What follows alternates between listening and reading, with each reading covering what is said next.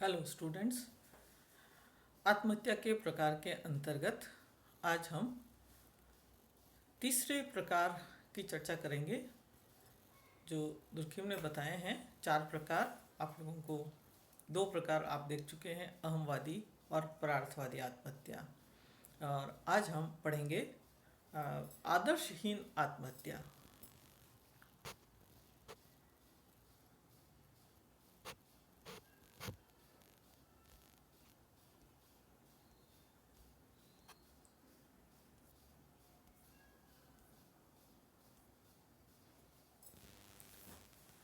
Durkheim ने आत्महत्या का जो तीसरा प्रकार बताया है वो है एनोमिक सुसाइड या विसंगत आत्महत्या या आदर्शहीन आत्महत्या।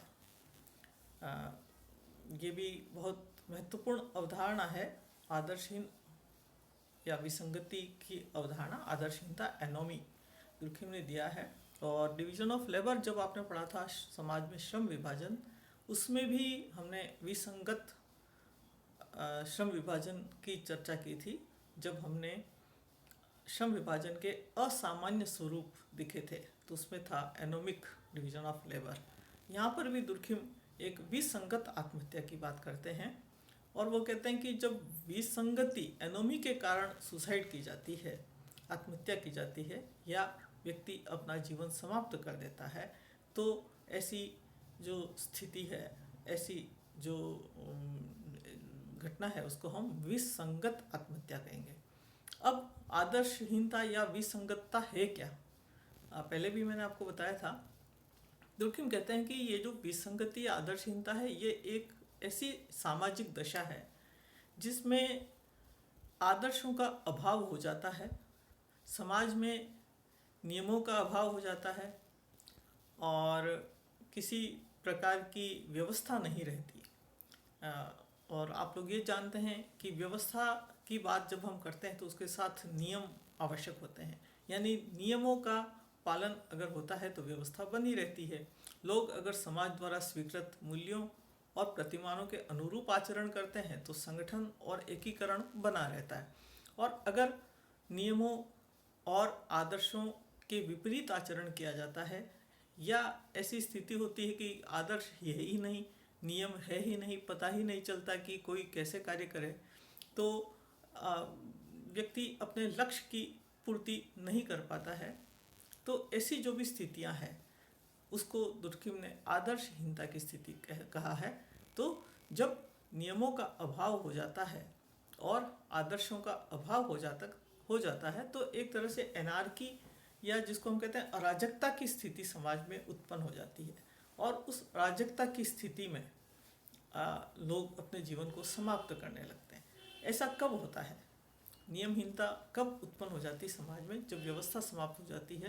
तो ऐसा कब होता है? दुर्खिम कहते हैं कि एकाएक अगर समाज में कोई क्रांतिकारी आमूल चूल परिवर्तन हो जाता है। क्रांति का मतलब क्या होता है? आमूल चूल परिवर्तन। और आमूल चूल किसको कहते हैं हम? जब जो विद्यमान स्थितियां हैं उनके बिल्कुल विपरीत एकाएक नई स्थितियां उत्पन्न हो जाती है। लोग समझ ही नहीं पाते कि ये क्या हो गया, या अचानक से आर्थिक संकट उत्पन्न हो जाता है। कई बार वैश्विक मंदी की स्थिति है या महामारी से उत्पन्न स्थितियां हैं। तो ये जो परिस्थितियां हैं उसमें लोग संभल पाए इसके पहले ही समाज में ऐसी नियमहीनता आ जाती है कि वो अपना जीवन जीना उनके लिए मुश्किल हो जाता है। और इसको समझने के लिए अभी जिस दौर से पूरा विश्व गुजर रहा है, ये बहुत अच्छी स्थिति है, ये बहुत अच्छा उदाहरण है। अभी हम कोरोना कोविड-19 जो वैश्विक महामारी है और बोलचाल की भाषा में जिसको हम कोरोना संकट कहते हैं, तो ये जो कोरोना के रूप में एक वायरस से जनित जो महामारी अभी फैल रही है, इस स्थिति में आप लोग देखें कि ये इतना अचानक से पूरे वैश्विक स्तर पर, पूरा ग्लोब मतलब पूरी पृथ्वी पर जितने समाज और जितने देश हैं, बहुत कम ऐसे हैं जो इससे कि बचे हुए हैं। अदरवाइज बहुत बड़ी पॉपुलेशन जो है इसकी चपेट में है। और ऐसी स्थिति में लोगों का सामाजिक, आर्थिक सारा जीवन जो है वो अस्त व्यस्त हो रहा है। तो कई लोगों के पास इतना बड़े आर्थिक संकट से लोग गुजर रहे हैं कि उनको समझ ही नहीं आ रहा है कि वो अपना जीविका निर्वाह कैसे करें। तो ऐसी जो स्थितियां हैं, इन स्थितियों में महामारी की स्थिति हो, चाहे आपने देखा होगा थोड़े 2-3 साल पहले हमारे देश में नोटबंदी हुई थी, तो वो भी अचानक से रातों रात एक करेंसी बंद कर दी गई थी और लोगों को समझ नहीं आएगी ये क्या हो गया है। तो जो एक बैलेंस ऑफ लाइफ चलता रहता है समाज में, एक संतुलन चल रहा है, लोग एक वो अनुमान लगा लेते हैं हाँ भाई हमारा जीवन कैसे चलेगा, और इस में अचानक से परिवर्तन आ जाता है और उनको समझ ही नहीं आता है कि अब वो क्या करें, कैसे निकले। अचानक कर्फ्यू लग गया, लोगों को लगता है अब क्या करें, कैसे खाएंगे पिएंगे, उनके पास कुछ है या नहीं है। अलग अलग तरह के समाज, अलग अलग तरह के लोग, अलग अलग आजीविका कमाने वाले लोग, उन सब के सामने अचानक से संकट की, सब लॉकडाउन हो गया है, सब अंदर बैठ जाओ। अब तो ये जो परिस्थितियां हैं, इस ये अभी जो कोरोना संकट है, इसने पूरी पॉपुलेशन को अलग अलग तरह से प्रभावित किया है। और जो हमारी एजेंसीज हैं जिनके हाथ में कंट्रोल करना है, या जिसको हम कहते हैं राज्य है, सरकार है, पुलिस है, तो वो भी एकदम से इसके लिए तैयार नहीं थे। समाज इसके लिए एकदम से तैयार नहीं है कि वो कैसे इस स्थिति का सामना करें।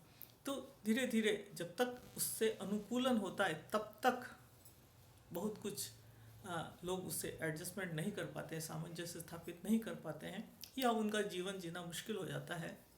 तो ऐसी जो परिस्थितियां हैं, उन परिस्थितियों में लोग हताश होकर के, निराश होकर के, या असमंजस की स्थिति में अपने जीवन को समाप्त कर देते हैं।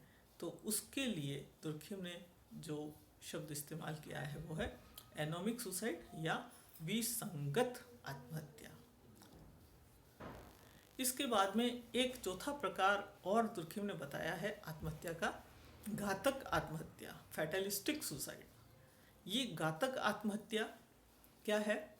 दुर्खिम कहते हैं कि जब समाज में अत्यधिक सामाजिक नियंत्रण हो जाता है, यानी नियमों का पालन इतनी कड़ाई से करवाया जाता है, आदर्शों का पालन इतनी कठोरता से करवाया जाता है कि समाज के नियमों का पालन बिल्कुल लोहे की लकीर की तरह।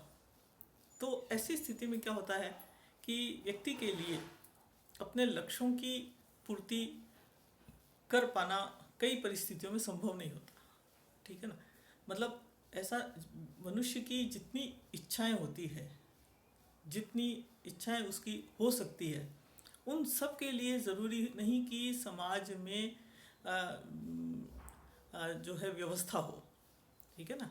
यानी होता क्या है, समाज क्या है, व्यक्ति की इच्छाएं हैं और उनकी इच्छाओं को पूरा करने के लिए समाज साधन प्रोवाइड करता है कि भाई ये नियम है, इन नियमों का पालन करके आप अपनी इच्छाएं पूरी कर लो, अपनी आवश्यकताएं पूरी कर लो, अपने लक्ष्य पूरे कर लो। अब कई ऐसे लक्ष्य होते हैं, कई ऐसी इच्छाएं होती, कोई व्यक्ति की ऐसी रुचि है तो उसको वो पूरा करना चाहता है, लेकिन उस इच्छा या रुचि को पूरा करने के लिए, उस लक्ष्य को पूरा करने के लिए समाज द्वारा स्वीकृत कोई साधन नहीं है, और न कोई नया साधन बन सकता है, समाज उसकी परमिशन भी नहीं देता। तो व्यक्ति अपने आप को बहुत अधिक कुंठित महसूस करता है, या उसको लगता है कि क्या है, मैं तो इसके बगैर जी नहीं सकता। तो वो क्या करता है कि ऐसे समाज में रहने से अधिक अच्छा ये समझता है कि वो अपने जीवन को समाप्त कर ले। जैसे बहुत अच्छा उदाहरण हम देते हैं, हमारे देश में चूँकि परंपरावादी देश है, हमारे यहाँ जातिगत नियम बहुत कठोरता से पालन करवाए जाते रहे।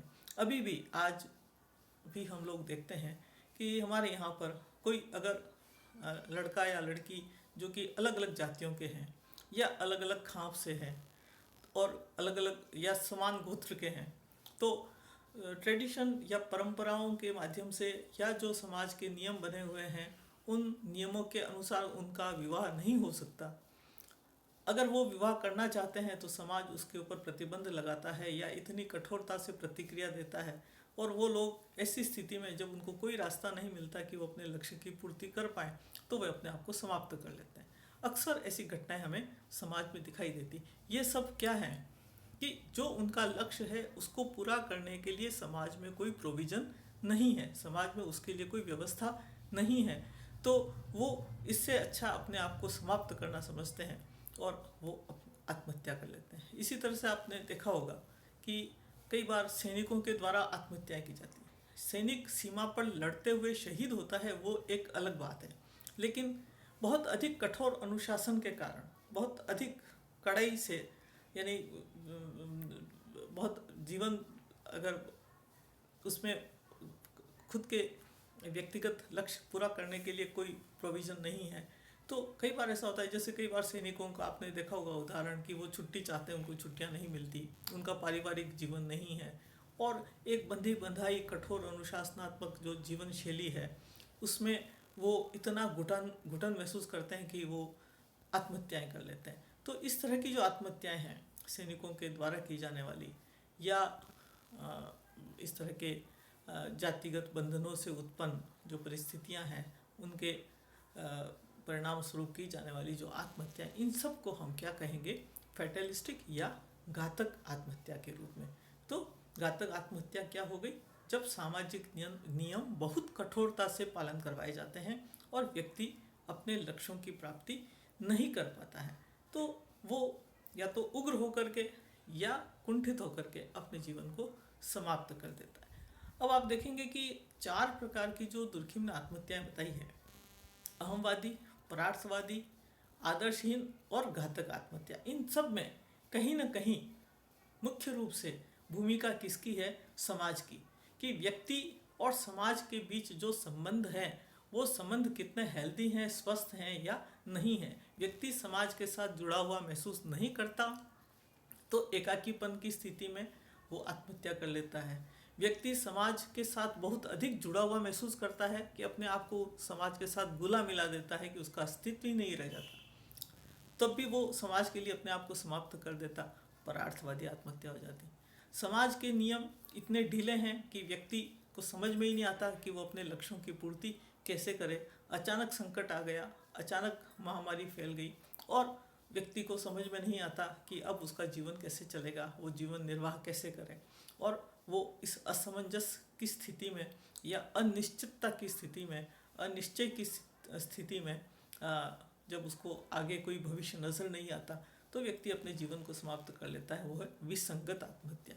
और घातक आत्महत्या, इसमें भी सामाजिक नियंत्रण बहुत अधिक होने की वजह से जब व्यक्ति अपने लक्ष्य की पूर्ति नहीं कर पाता तो अपने जीवन को समाप्त कर पाता है। तो दुर्खिम कहता है कि ये जो 4 प्रकार की आत्महत्याएं हैं, इन सब में समाज महत्वपूर्ण भूमिका निभा रहा है। समाज एक महत्वपूर्ण कारक है जिसकी वजह से व्यक्ति आत्महत्या करता है, न कि व्यक्तिगत कारक से व्यक्ति आत्महत्या करता है, न कि वो अपनी बीमारी की वजह से करता है। तो इन चारों प्रकारों को देखने के बाद हम ये समझ सकते हैं कि दुर्खिम ने इस बात को स्पष्ट करने की, इस बात को सिद्ध करने की, प्रमाणित करने की कोशिश की कि आत्महत्या एक सामाजिक घटना है और आत्महत्या के कारक भी सामाजिक है। तो हमें आत्महत्या को इस दृष्टि से अध्ययन करना चाहिए, देखना चाहिए।